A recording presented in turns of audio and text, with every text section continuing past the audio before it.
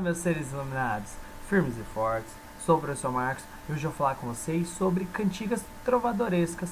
A gente vai falar desse movimento literário de Portugal ali, um dos primeiros, que surge durante o século XII, em plena Idade Média. Claro, desde o período econômico, político, lembrando que esse período econômico, a Terra é nos principais pontos de uma transição feudo-capitalista e a política desfragmentada ali, nós vamos observar que essas cantigas trovadorescas elas se caracterizam em 4 segmentos: cantigas de amor, amigo, maldizer e escânio.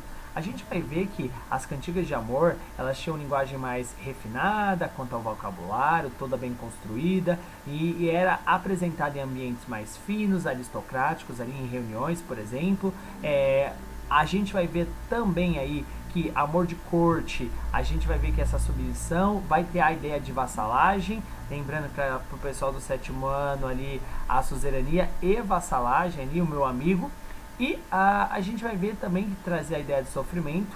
Já a cantiga aí de amigo, a gente vai ver que ela era colocada mais em ambiente rural, diferente da de amor, que era mais colocada dentro dos centros ali, principalmente no local mais refinado. A de amigo em ambientes rurais, principalmente uma linguagem mais simples, as repetições, por exemplo, e a gente vai ver com um aspecto de musicalidade bem mais forte.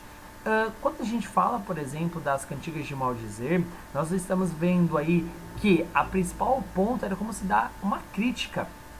Não era uma indireta, literalmente uma direta.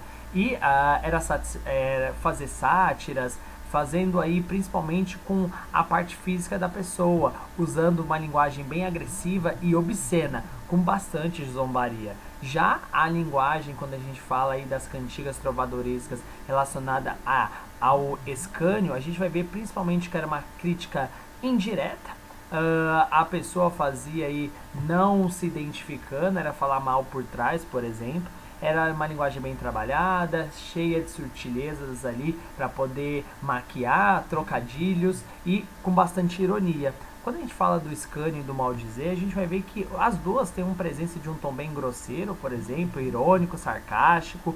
Ela vai colocar uma linguagem mais popular, por exemplo, de fácil entendimento, e os poetas utilizavam muitas vezes expressões com palavras obscenas. E o principal aí, o objetivo aí do escritor é satirizar, literalmente aí zombar, ridicularizar isso, falando do escânio e do maldizer.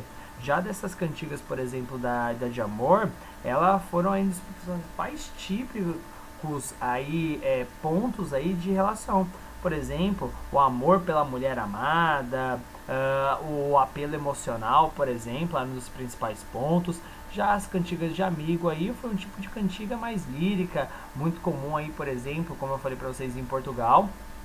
E a gente vai ver que ele escreve aí assumindo um papel aí da mulher, por exemplo, expressar os seus sentimentos mais femininos aí, por exemplo, as temáticas relacionadas ao drama, a ideia daquele contexto medieval. Então, quando a gente fala dessas cantigas trovadorescas, a gente fala de amor, caracterizando aí uma ideia mais refinada dentro dos ambientes de corte. A de amigo, que era um ambiente mais rural. A gente vai ver, por exemplo, de maldizer e de escânio, que era de crítica, tá? Utilizando sempre presenças obscenas, tá bom?